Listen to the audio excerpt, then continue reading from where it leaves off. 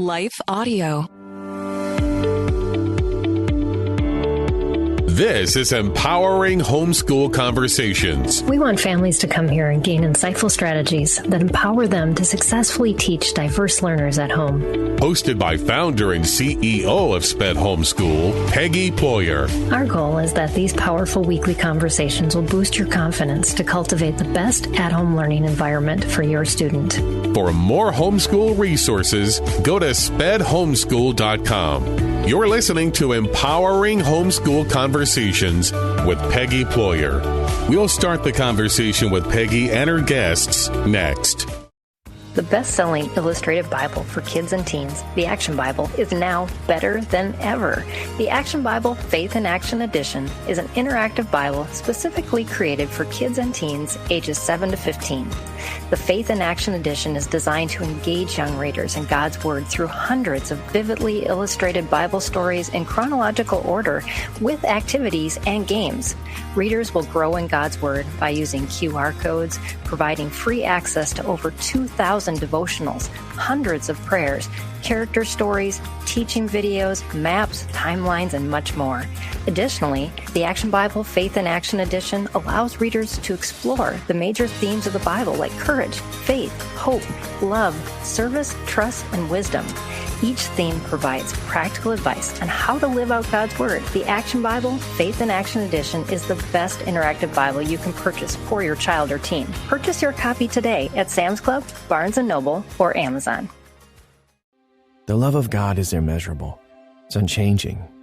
It's indescribable. Because God loves you so much, you can sleep through the night in peace. With Abide Bible Sleep Meditation, you can fall asleep fast with relaxing sleep stories based on Scripture. To start listening now, go to lifeaudio.com or search your favorite podcast app for Abide Bible Sleep Meditation. You can also download the Abide app for more biblical meditations at abide.com. This is Empowering Homeschool Conversations, provided by SPED Homeschool, a nonprofit that empowers families to home educate diverse learners. To learn more, visit spedhomeschool.com. Here's Peggy Ployer. In today's broadcast, we're going to learn how to transform ADHD and sensory issues with movement with my special guest, Sonia Story, developer of the Brain and Sensory Foundations training and owner of Play, Move, Thrive. Welcome, Sonia. I'm so excited to have you here today. Well, thank you. I'm very happy to be here, and I trust we'll have a great conversation. And I want to thank you for setting this up and for all the listeners. Yes. We have listeners popping on right now. I see them coming on. So if you are watching live, just know that you can be part of this conversation. You can put some information about yourself in the feed, or you can share this with another person that may be interested in this topic, or just put in questions maybe that you have that are just making you think, how do we use movement to help with these issues? Because that's what Sonia is going to be talking about today. And we did have listeners submit questions ahead of time, too, through the ability when we send out our newsletter, we send out a link with that. And so we've been getting some questions last night, too. So we're going to build those in to the conversation. One last thing I want to let you know is that Sonia is going to be sharing slides. And so if you're listening to the podcast or you're watching this later and maybe you want a copy of the slides, there'll be a link in the YouTube description as well as the podcast description for you to be able to access those slides on her website. So, and thank you for providing that, Sonia. That's extra help for parents who want to review a lot of the great stuff you're going to talk about. So I'm super excited to dive in, and I know the first question I love to ask my interviewees is just a little bit about themselves, and I know you have it baked into your slides. So let's just pop into there and tell us a little bit about you and your journey kind of through this movement and how that has affected the work that you do as well as just the families you work with. Sure, I'm happy to do that. So I started out getting my primary education was I had a combined major of biology and psychology. And after that, I really didn't know what I wanted to do. I got married. I had children. We actually homeschooled also. And I kept wanting to find a career. And I've been praying for a very long time to find something where I could be of service, where I could know that I was making a difference and that it was suitable to me and that it was enjoyable. Right. That was my goal. That was my idea. And that's a good goal. I love it. Yeah. And it really didn't come together until our youngest child was about 6 is when I started my training. So I was already in my 40s. And by that time, and you know what, the timing ended up being perfect, even though I kept kind of striving for like, I've got to find something, I've got to do something. And I started with freelance writing, but that didn't go anywhere. And really, I was meant to be home with the children, which I'm so grateful that I got to be. But then when we were doing our homeschooling, I was noticing that I was frazzled. My children, even though they loved each other so much, our oldest one was hypersensitive. Our youngest one was hyperactive. Right. And the two together were so challenging because they kept triggering each other. Right.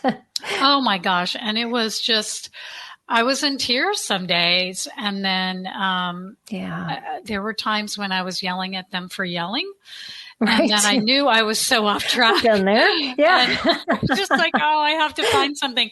So I actually ended up being able to go to a training course in Brain Gym. And I was going because I wanted to be a better mom. A lot of people start this movement work and they're really motivated to do it because they know their children need it. But I thought I needed it. And I was right.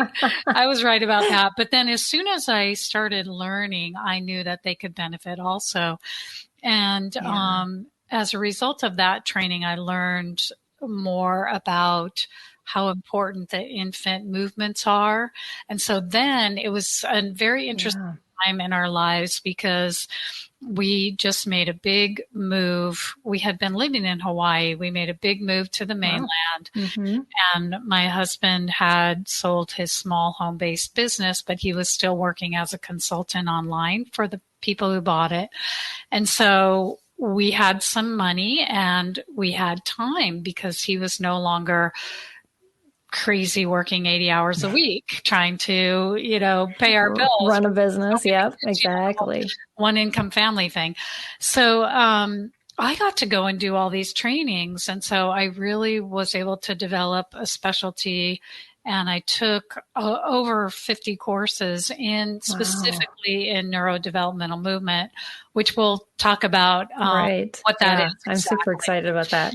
Yes. Yeah. And then I just started in 2008, I got a letter from a mom who told me that her boy, they'd tried everything for his ADHD. And after doing these movements consistently for 4 months, he had made all kinds of changes academically, socially, physically. And I was just reading it going, wow, someone's got to get this out to parents. Right. And I didn't realize that it was going to be my task. But then I soon realized nobody is doing this. Nobody is really getting this out to parents. So then I was contacting a bunch of parents as I developed courses because I started synthesizing the best of the best tools from all the different courses I took. And then I also was working by that time doing private sessions. So I had done it with our own 2 girls and they made beautiful changes in their challenges. It was just so much better.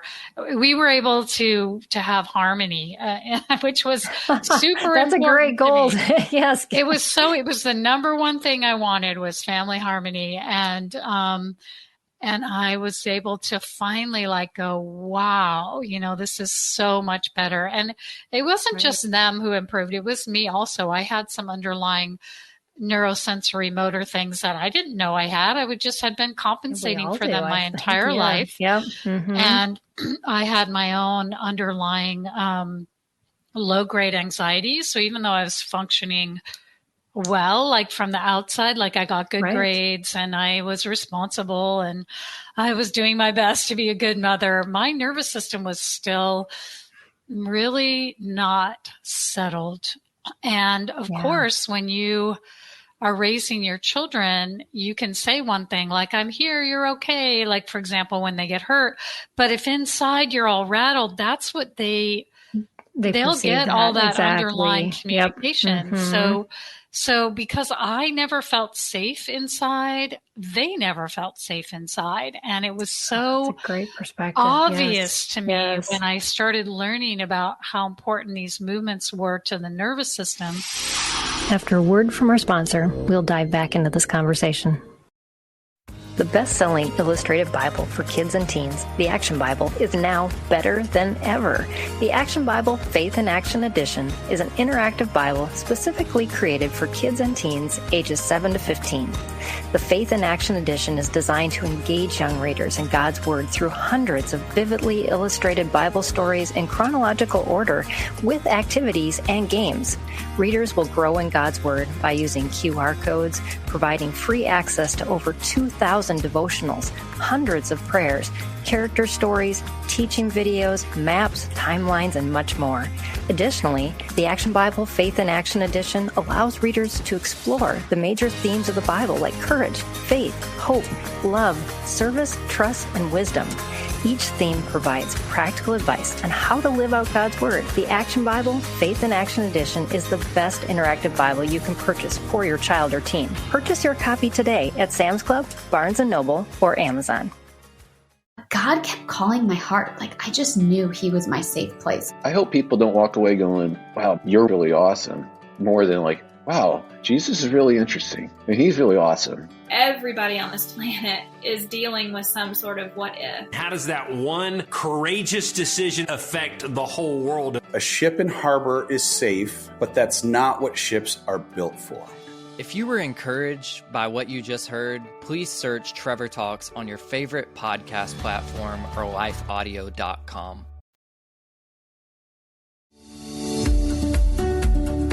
This is Empowering Homeschool Conversations, provided by Sped Homeschool. Go to spedhomeschool.com to get resources and support for teaching your unique learner at home. Our daughter with the more hypersensitivity, by the time she got into like middle school age, she was having real challenges relating with her peers, which she had never really had that before that I noticed, but in the school setting, because she was homeschooled and then she went to school in 3rd and 4th grade, homeschooled again, went to school for 6 months in around 7th grade. And in those school experiences, she was really shy and she would not relate with her peers, but always homeschooling, she had been fine. And it was I couldn't understand it. I was like, what is going on? Because this child has always been so happy and bubbly. And, we'd go to the bank together and she'd talk to the bank teller, and we'd go to the store and she'd talk to the she was fine every time we did homeschooling activities in groups with other kids. So I just could not figure it out. And I kept saying, what is going on? Because her teachers would say, she's not speaking up in class. She's not relating with the other kids. And so I'd ask her and she'd say, Mom, I'm just shy.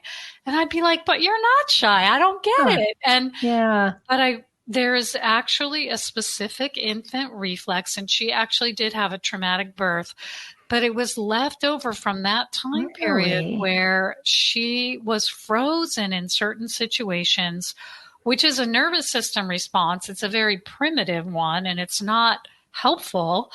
But if you don't know how to unwind that, it stays there. So anyway, it was so life-changing for all of us. And so that's what ties back into the being safe and secure place. Exactly. And also, you don't feel safe when you have sensory issues. You just don't. Mm-hmm. It's a problem. And so just seeing our children blossom and wanting to share this with other parents was just huge. And then I created a curriculum, started teaching it. I would do my best to contact parents. And then it turned out that like a lot of parents weren't coming, but OTs and PTs were coming to my courses. And I was super intimidated about that at first. And then I started like gathering all the research and doing all the different applications that I need to do so that they can get continuing education. So that's kind of where my focus was drawn to, because I had to make a living. By that time, I had spent so much money on my training. Where the demand is. Yes. I had to make a living. I was like, well, if they're showing up to these classes, I better teach them. Right. And so then I was able to get the certifications and everything so they could get their CEUs. But I always thought, why aren't the parents coming? And then I realized, they have special needs kids. They're overwhelmed. They're exhausted. They're probably in a one-income family. How are they going to take a weekend workshop? You know, it's first of all, it's expensive. It's so much time to be away from your family. And I was like, okay, I totally get it. And then I had a group of parents ask me to teach online, which I started to do in 2012, because before that I was always teaching live workshops. So then since 2012, I've had an online program, and that's just been great because it's so much more accessible for parents. Mm-hmm. So parents have been able to take it much easier and really run with it. And I'm super happy about that. Yeah. And, so that's the long story. That's a long story. Well, I want to encourage our listeners, if you've been listening to Sonia the whole time, and I saw people have been popping on, you know, a lot of times when we do start homeschooling, when we do start staying home with our kids, even if it's part-time and we're doing some job, we really do reevaluate, who am I? What am I called to do? And what an encouraging story that you took what you knew needed to maybe happen or transform in your own life and go with that. Change me first. And then how can I use what has changed in me to help others? And the homeschooling process itself is very refining. And spiritual walk all in itself. Yes, exactly. But if we embrace it, we come out on the other side better for it. And so just an encouragement to those that are watching. All right. Well, let's dive in to this topic. And do know, if you're watching live and you have questions or comments, feel free to put them in the feed, whether you're watching on Facebook or YouTube. If you are watching in the Facebook support group, just know that you can't make comments in there. You'll have to go to our main page to do that, because it's a private group. I guess that's the rules. So, all right. So starting out with, what are neuro movements? Yeah. So I'll just describe this slide. It's basically text, and then there are pictures of specific baby movements. There are 4 babies with different positions, doing different movements. And so that's what neural movements are. They're the movements of infancy. They are innate. So this is how we are beautifully designed and put together. We're designed with our own movement program because it is incredibly important. So these are movements that babies will do in the womb and during the birth and in early infancy. And in fact, it's not only the baby's first exercise program, but it's the first development of the brain, the sensory system, and it helps with the birthing process, and it helps with survival and protection. So innate movements that everybody knows are babies suck. They suck naturally, and then they eventually grow out of it. The body loses the need to keep doing that. The sucking is so important. Obviously, it gives us our nourishment and our comfort, but it's doing all kinds of things with our muscles, with our brain, with our sensory systems. and the bones actually of our skull and jaw. So all of these movements have so much to do with our proper functioning later on. And there are movements called infant reflexes. Some of them are primitive, which means they're designed to go away, then become dormant. Oh, okay. Some of them are postural, which means that they stay with us our whole lives and help us as we move through different movements where we take on different postures. These movements will automatically help us with our voluntary movement. Okay. And then developmental movements are ones people are probably familiar with, like sitting up, crawling, rolling over, those kinds of things. Right. And then there are innate rhythmic movements. Sucking is an innate rhythmic movement. Crawling is an innate rhythmic movement that people are aware of, but there are many, many more that are super important for our brain growth, our sensory processing maturity. And it's just so fascinating to me. And it actually helped me.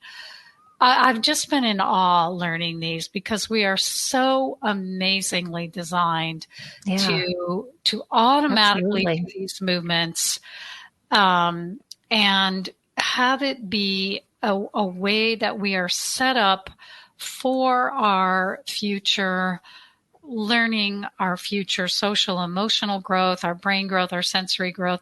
It's really the template from which we function well. And you cannot develop properly without these movements. So they're required for maturity of the brain, body, and sensory systems. So we can probably advance the slide here. Yeah. Yep. So they have jobs. They develop the brain and nerves, the senses. They give us our ability to develop our muscle tone, muscle strength, stamina, and coordination. And then they're critically important for emotional and social growth, and the brain maturity to manage our emotions, control impulses, and communicate. Those are things that require the brain to be mature, as does, it's not on this list, but the other thing, the brain has to be developed at least to a certain level of maturity in order for a child to be still and focus and be able to pay attention. You cannot do that without these movements. You just don't have the ability to do it unless you have developed a certain level of brain maturity. I mean, you could force yourself, and children try and force themselves to do it because they're being asked to, sit still, pay attention. And I asked a little boy one time, because I asked him to lay down on my table so I could check his feet reflexes. And his eyes started getting really big, like he was scared. And I said, what does it feel like when I asked you to lie down? And he said, like I'm going to explode. And this is a 5-year-old. And he didn't hesitate to answer. He knew right away. So it's incredibly uncomfortable to try and function when you don't have your foundation in place. And that makes so much sense. Of course, you have to focus and pay attention to be able to learn. And to access the higher parts of the brain, you need the lower parts to be developed. And so that's the gist of what we're doing with these movements. We're trying to replicate the development that may have been hindered, that had gaps in it. Yeah. Like, for example, if there's been any just so many children are struggling now. And it's not just children with special needs that are identifiable. All the children across the board are struggling. It's just that the ones with identified special needs are struggling more because they've probably had more hindrances. And I really want to just clarify that this is not parents' fault. This is the world we live in. We live in a world with extreme levels of toxicity in our food, in our water, in our air. We live in a world that has a lot of electromagnetic frequencies and pollution that is probably very much disrupting our health. Mm-hmm. We live in a world where the time of pregnancy is not held sacred and it's not protected the way it should be. And things like parents don't often know because they don't understand. Like an ultrasound could be problematic. That's what the research is showing, but it's the standard of care. Right. The cell phones, the Wi-Fi, all of it is disruptive to our development. And so pretty much all the kids are struggling with gaps in development. It's just a matter of degree, and it could be a severe degree or very mild. Yes. But it's a huge thing. And it's not, it's a hard subject to talk about because it's so sad. And it was all I could think about for about 10 years. Oh, no. I know. I couldn't stop thinking about it. But then I was like, okay, I have to focus on this is the one area solution that you can really make a huge impact. And so anyway, the last point there was balance and posture, which is going to relate to our next slides. But if we are going to have the ability to be upright, aligned, without forcing ourselves to be upright, to be free of tension and strong, that is a function of brain maturity, which is a function of whether or not you got the full repertoire of all these different movements from the womb and infancy and toddlerhood.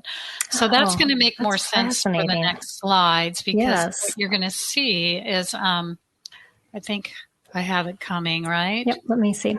There we go. Yep. So posture and core strength. Yeah. So I better describe this. So, for the ones who can't see it. So we have a picture that is actually 8 babies, and there's 4 on the top and 4 on the bottom, and they're toddlers. And the ones on the top are sitting upright, and they're very aligned. Their backs are straight. They look as though they're engaged and exploring their worlds. They're alert, and they have much more, because they're aligned and upright. They have the ability to breathe and take a deep breath.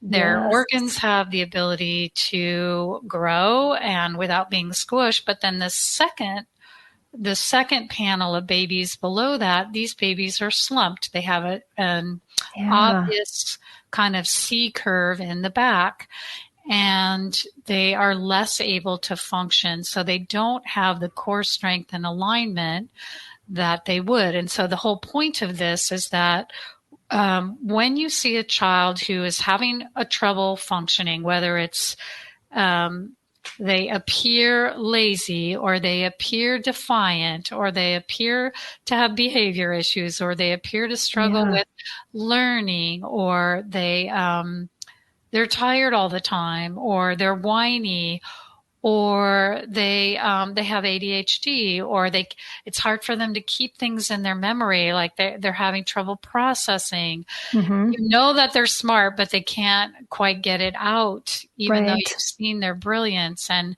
you know that they have huge loving hearts, but they keep having emotional anger tantrums. That all is a function of a child in a body that is not working well and is not set up with proper brain maturity, proper sensory maturity, and proper physiological maturity. So they end up with a poor ability to focus, a lot of sensory discomfort. Again, that can be mild or severe, inability to be still, and anxiety, and things like ADHD.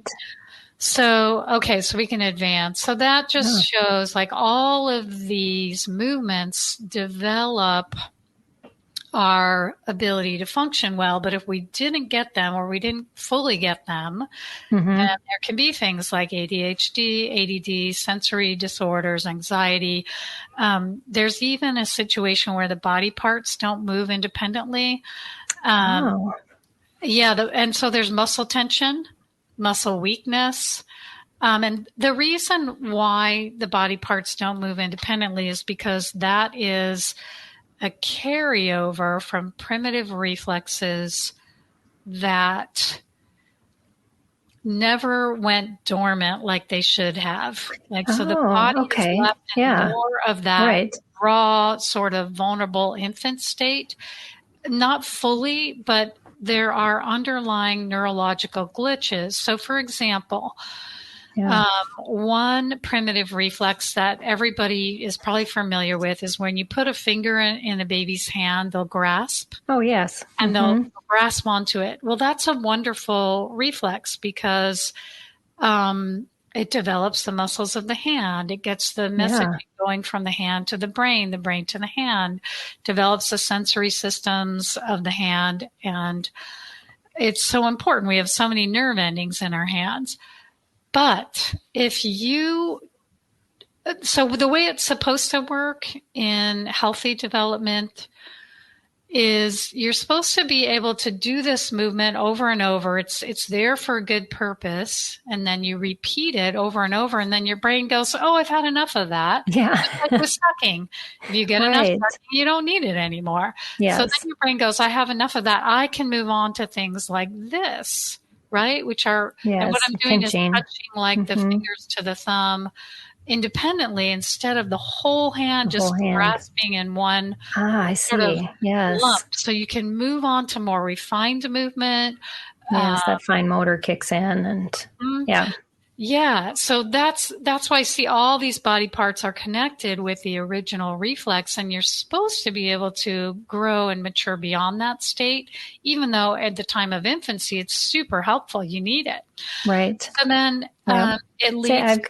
Can I pop in that question? Because we got a question from a viewer ahead of time of the show that was about primitive reflexes or retained reflexes. Yes.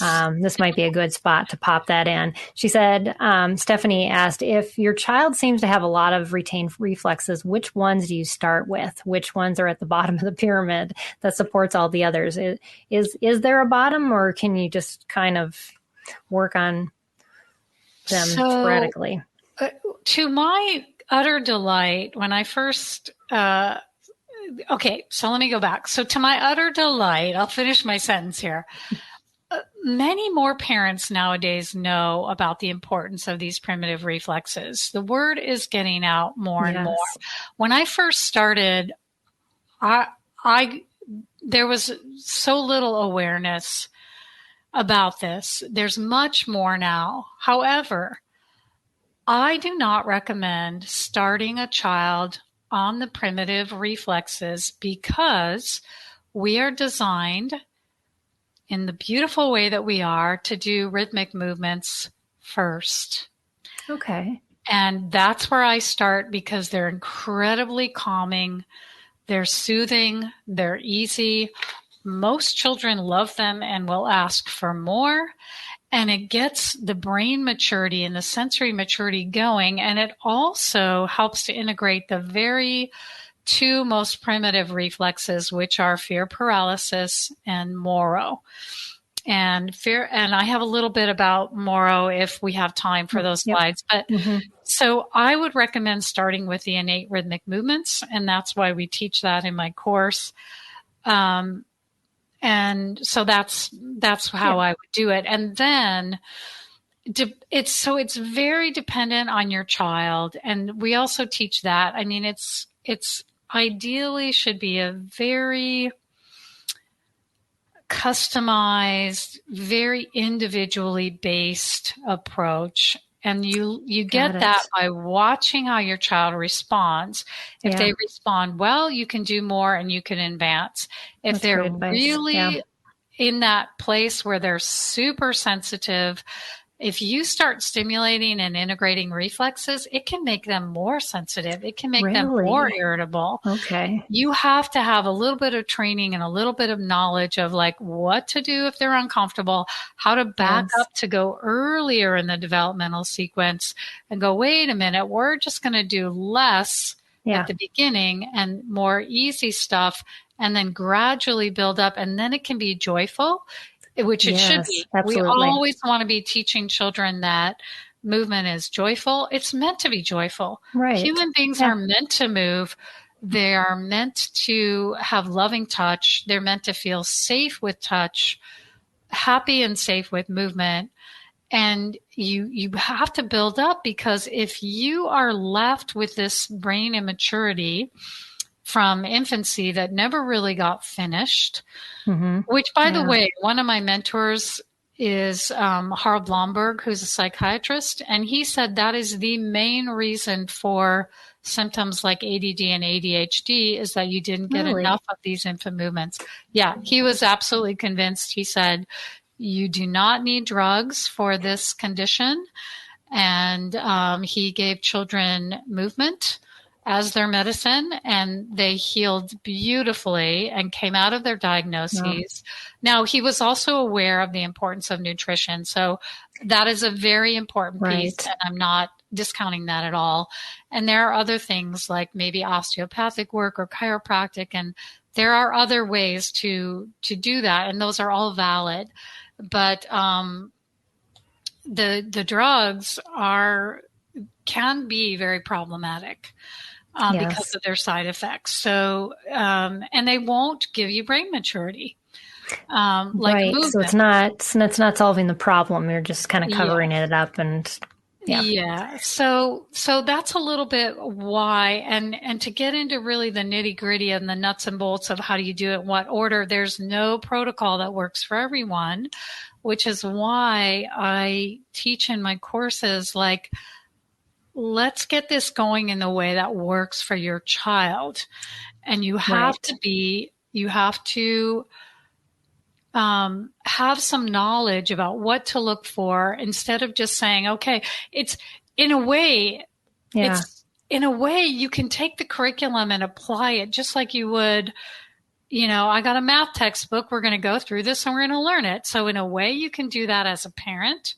But when you actually give it to your child, you have to customize it according to what their nervous system can handle and then build from there. It's just like you wouldn't teach calculus before, fractions. Yeah, you got to get that mastery down. And so then you have those underlying things just as an educational, the same with this.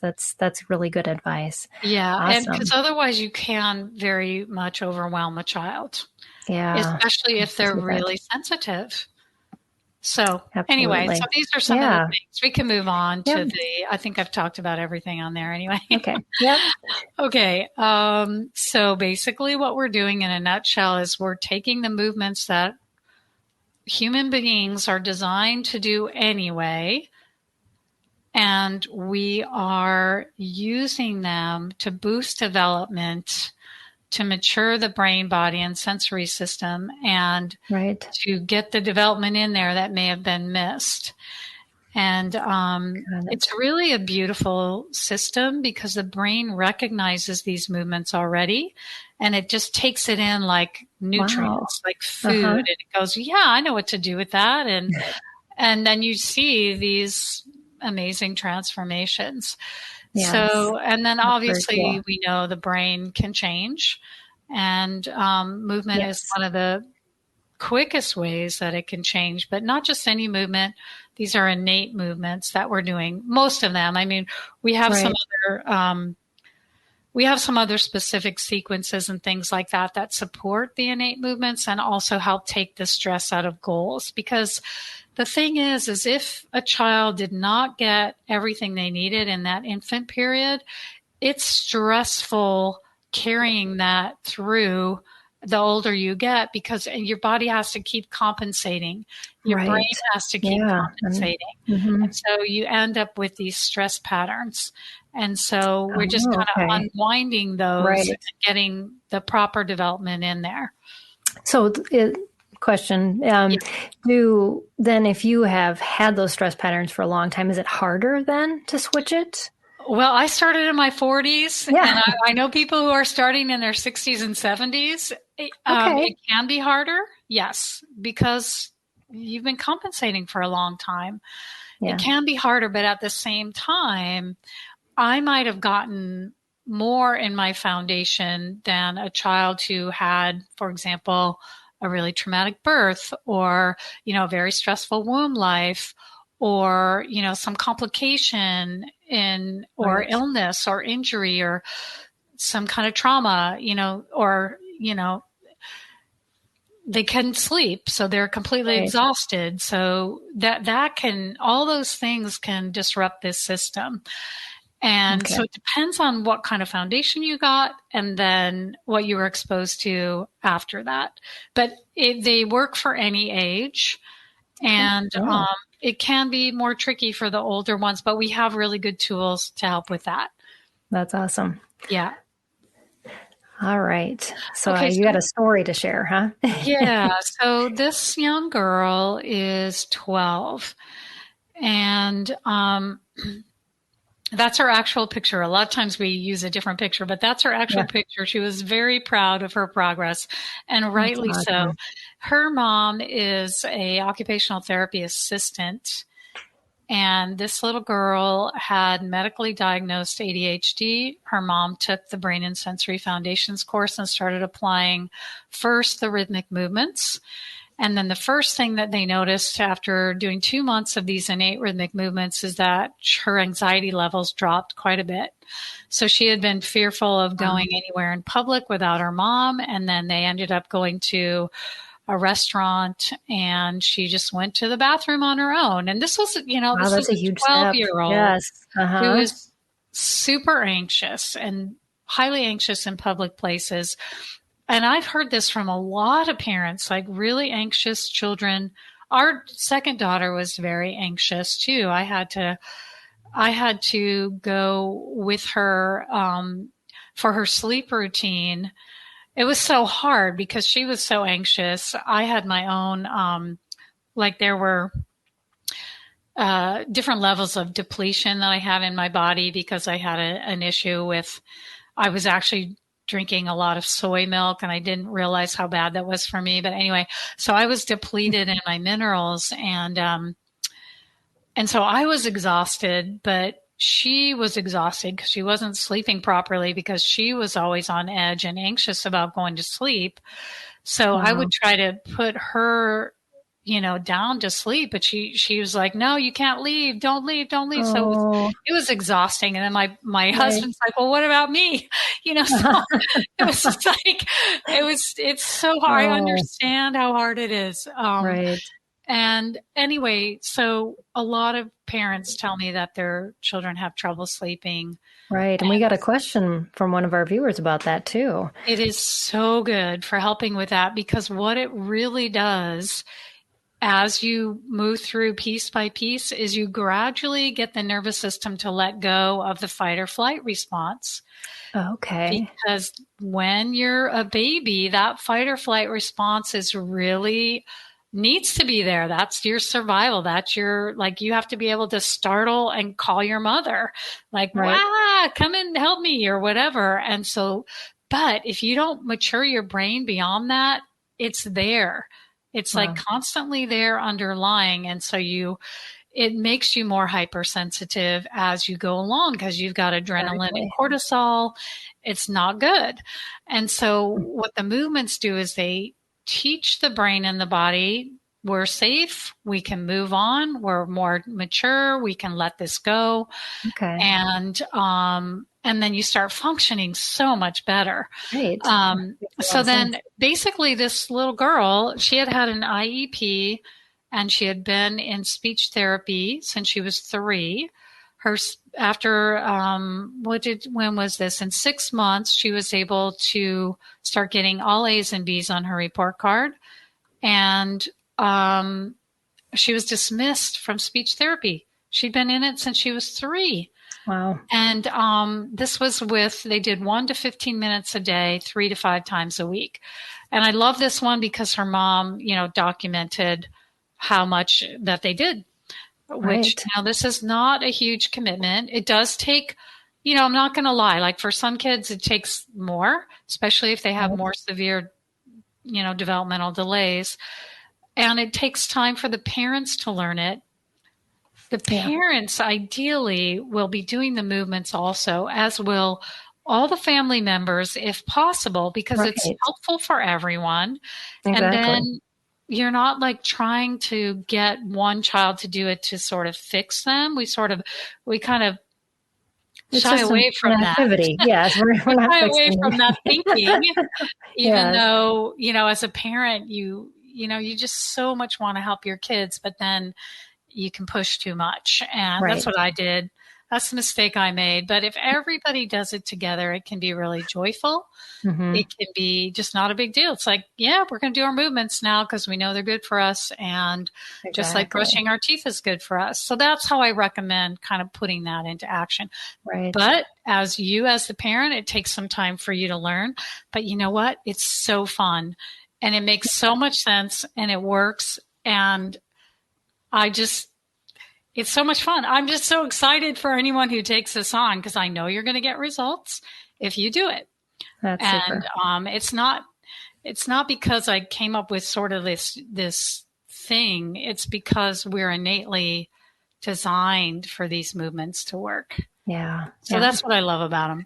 All right. And then you've got this is Jonathan. So here's where it would be good to watch the video that I have. So this little boy, you can see the change in his reading scores and the comment about his writing.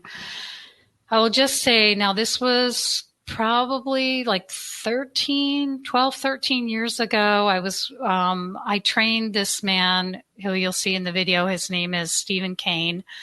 And he was one of my students and he really took this and applied it. He was a school-based OT. Okay.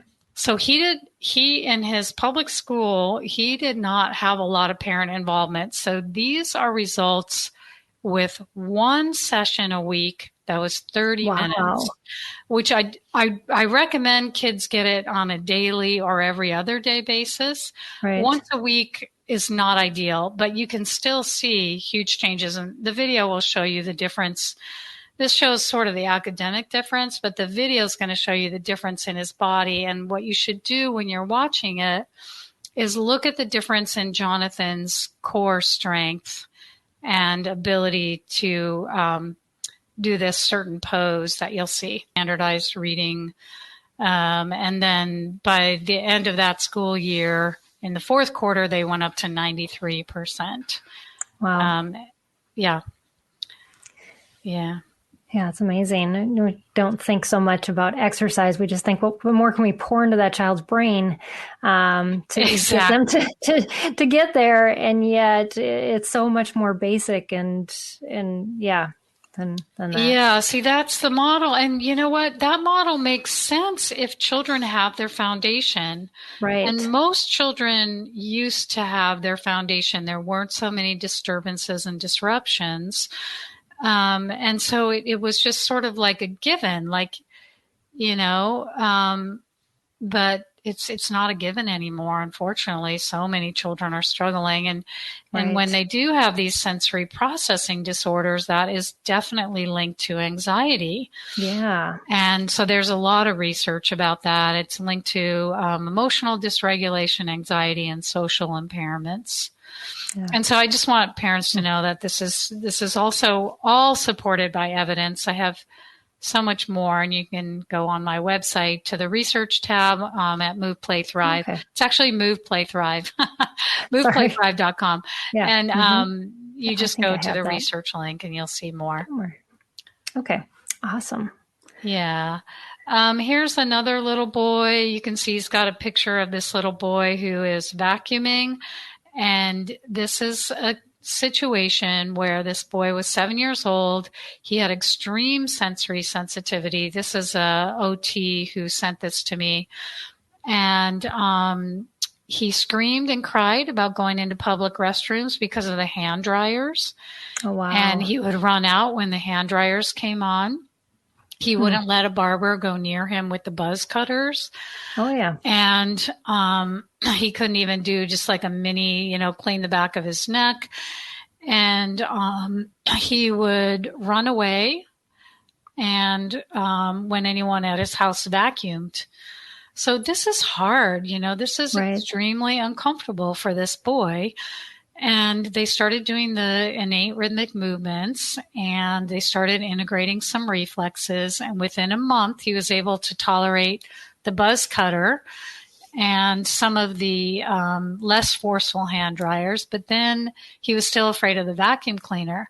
So then they continued with the rhythmic movement, and they added integration of the fear paralysis and Moro, which those are very primitive nervous system responses that leave us pretty much in a state of anxiety if they're not finished in their development. And then after they did that, his mom was so excited she sent his OT a picture of him vacuuming because he started to vacuum. Wow, and that's so a huge so change. Joyful. Right. Yeah, but I love this part because at the end of this little vignette here, you can see like he made huge gains in his sensory motor ability. His motor skills improved, his balance improved, and not only that, but in school, before they had done these movements, he could not be still for more than 30 seconds at circle time without crawling over the kids, getting up,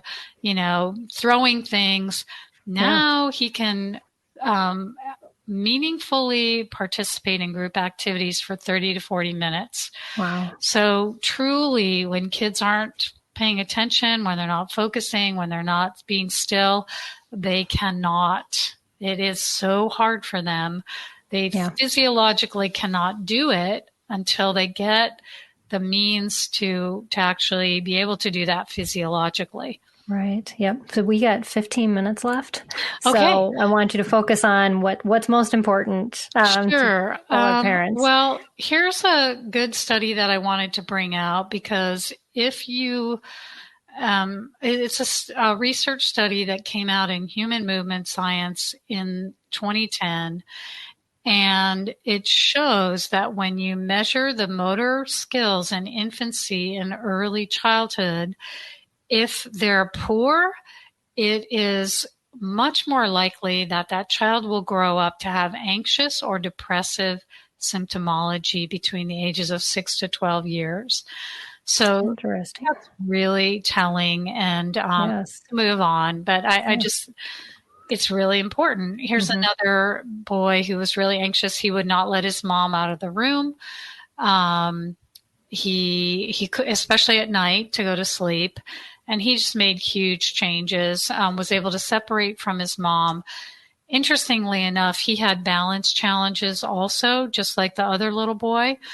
And this is a good point, and there's research about this too,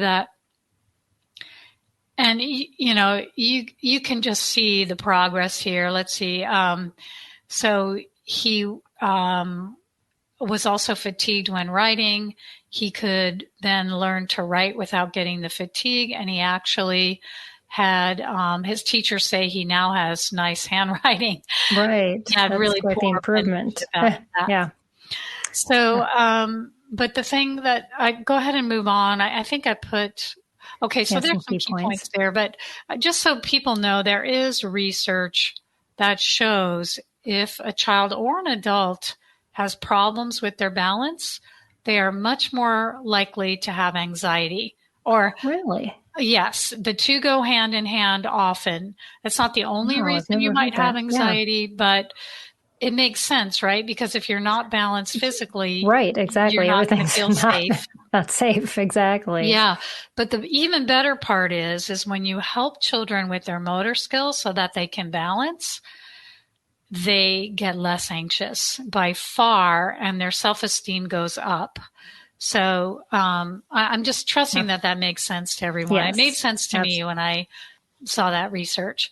Absolutely. So the key points here, we can skip that. I think I've already made those key points. And then I just wanted to share that all these things like sensory disorders, ADHD, learning challenges, balance and posture challenges, speech and language challenges, emotional and behavior challenges, handwriting, all of these are associated with retained primitive reflexes. That means the primitive reflexes that didn't get to go dormant. About earlier. And they're all in peer-reviewed research. So you can see more on my website. Yeah.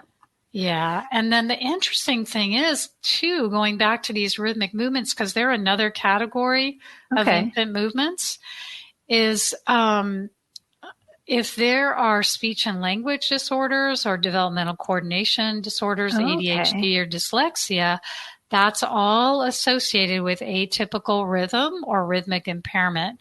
And that's fairly recent research that came out in 2020. Interesting. So, it's good to know there's a supporting evidence base. Right. And then these are good for teens also. This is a teen who was unable to maintain erect posture, continuously shook one leg or the other. He had illegible writing, reading difficulty, and had hand pain. We hear that a lot, like my hand's tired and exactly. painful. So he no longer requires excessive verbal and tactile cues to correct his posture. He's got his core strength from within. Okay. The leg shaking is reduced, writing is more legible, reading is improved, and no longer experiencing pain when writing. So this is a boy whose mom said, I don't have to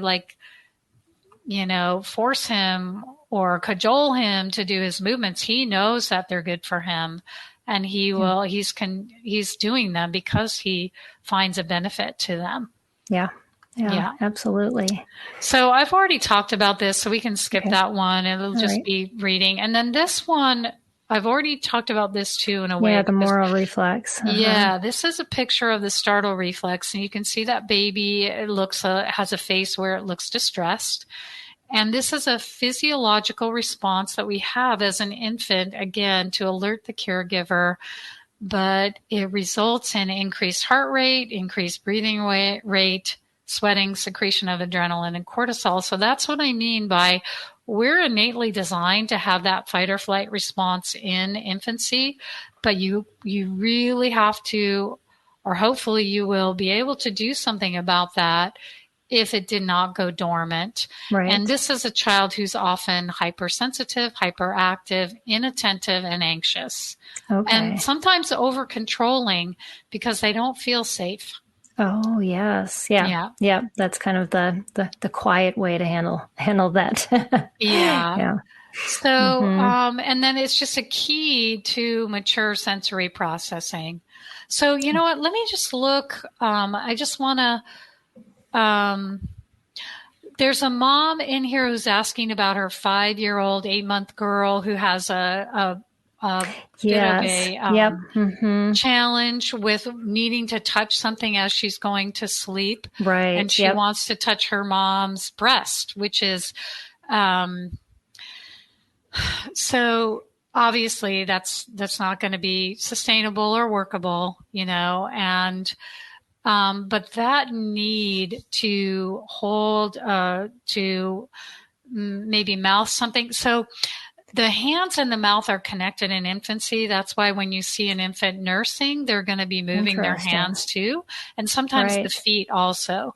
So what I would do is please get some training and take the course so that you can learn how to approach this with your child in the best way possible. But if you start with the rhythmic movements to help her calm herself first of all, and then work yourself up to doing hand and feet reflexes, that will oftentimes the need for someone to have that tactile sensory input will just diminish as you get the brain and sensory maturity going. We never can guarantee until we try. So, but we've seen in the past really good results with this kind of thing. Again, there may be other things involved that don't have anything to do with these movements, and you want to be looking at all your options, but we have had good success. Yeah. So when you're talking, because we have so little time left, you're talking about these rhythmic movements. What basically are involved with that? Well, one researcher back in the late 70s, she identified 47 of these different movements. Okay. And so it's not necessary to learn them all, but basically, one I can give you just here verbally would be, if you lay your child down on the side and get them comfortable, give them a pillow, and just have one hand on their shoulder if it's comfortable for them and one on their side, and just rock them back and forth, like forward, backward, not a lot, because a lot of kids do have a retained moral reflex. So if you start rocking them too much, they might stiffen. Oh, yeah. And whoa, they feel like they're being pushed over or something. So Right. just little micro movements in a nice rhythm. Make sure you're relaxed. Make sure you're in a positive place, because they'll pick up on your stress if you're not, which is one reason why we always have parents do movements first in their own body. Okay. And then you just give like a really gentle rocking motion, just like you would rock a baby to sleep. And that's a place where you can start. But of course, there's so much that you can learn. And I do hope parents will go up to the website, start reading more case studies and anything you need to read. I'll put your website up in a second. To convince yourself that it works and it's worthwhile. Because it is extremely effective when it's done right. I hesitate to, I know with homeschooling parents especially, they tend to want to get the book and do it themselves, or get a book, or they'll go online on YouTube and try to look at the resources, which is a great idea for a lot of things. It's not such a great idea for this. For one thing, the YouTube videos, they're taken out of context. 95% of them, as far as I know, have errors in them, where they're either omitting something, or the child's in a position that's not really optimal, or they're giving a recipe like, do this for 2 minutes. Well, for some children, that's way too much. So I going really back hope to that you'll anxiety get like that we were talking about earlier. Yes. Yeah. I hope you'll get the full training. You can do it, and it's well worth it. These are tools for lifelong health and well-being. Right. And so that really answers this question we got from Jody. That was the last one. How do you get a child moving, sensory diet, when they want no part in the movement? It goes back to that anxiety that you were talking about before. And you just really have to kind of move at their own pace. You have to move at their pace, and you want to start out with things that are pleasurable and enjoyable and playful. I had one mother write to me, and she's like, I'm so glad I took this class. She said, I was in a different primitive reflex course, and she said, I ended up being like a drill sergeant with my daughter. And she said, now I have, this playful way to do it and engage, because it's got to be fun for kids, or at least enjoyable and soothing. And so you start out with the really soothing stuff. That's why I don't recommend going right in to do reflexes, because, or even sensory diets. Because, and if you email me, whoever wrote that question, Jody, it looks like, if you email me, I'll send you some information. I can send you an actual. And I can get you her contact information, because she put that in the application form. The submission form too. However, I can get more information to you, but to me, it's really sad when children don't want to move, and that's telling you something that absolutely things need to be. You need to intervene, because movement needs to be a part of their lives. It's got to be, but it has to be done in a way that they can assimilate it and enjoy it. Yes. Yeah. Yeah, we covered a lot of ground. That's good advice. We did cover a lot of ground.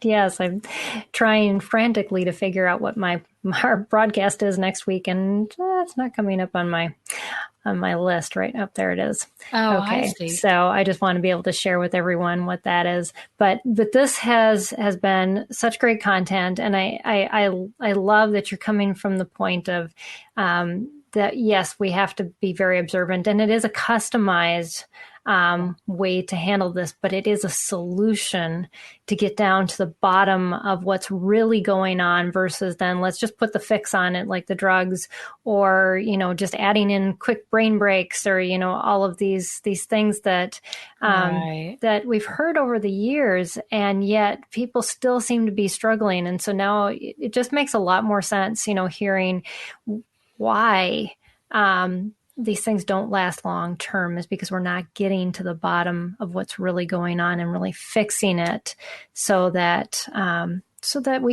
kids can thrive. And and so Sonia's website again is moveplaythrive.com. And that link will be in the description of the broadcast, as well as some other helpful links that she has shared with me already, and the slides that were up there. So all the slides, I know we skipped through a lot of them here and there. So you'll be able to look at them in a whole on using that link as well. So thank you so much, Sonia. This was such an educational hour for me. I really enjoyed all that you had to share, and I'm sure our viewers did too. This is just very powerful information, and so necessary in this time when our kids are so struggling because of like the things that you talked about at the very beginning. Right. We have so many things going on, and as parents, we shouldn't feel guilty that our kids are struggling, but there are things that we can do, and you've given us a path towards that. So thank you so much. Yes, thank you, Peggy. I know you put a lot of effort into your programs, and I'm thankful for you and everyone who supports you. Yeah, absolutely. And just know that this broadcast, oh no, it wasn't pre-recorded. That's the wrong one. It was sponsored by viewers like you. And if you'd like to make a tax-deductible donation to SPED Homeschool, you can visit our website at spedhomeschool.com. Just thank you for joining us. We're going to continue this monthly topic of alternative versions to therapy that we would love you to continue joining us for. Next week, we're going to have Dr. Carol Brown on. She is a past guest, and she is going to talk about how to increase cognitive skills in learners of all ages and abilities. So you're going to want to join us for that one. She does a lot of neural connections in amazing ways through her curriculum. And so I know a lot of homeschoolers use her program, and she's a dear friend, and I'm excited to have her back on. So thank you, Sonia. Everyone, thank you for joining us, and make sure you visit Sonia's website and check out her resources, and we'll see you again here next week. So take care, everybody, and God bless. Bye, everyone. Bye. Thank you.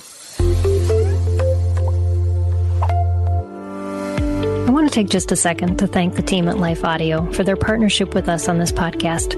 If you go to lifeaudio.com, you'll find dozens of other faith-centered podcasts in their network.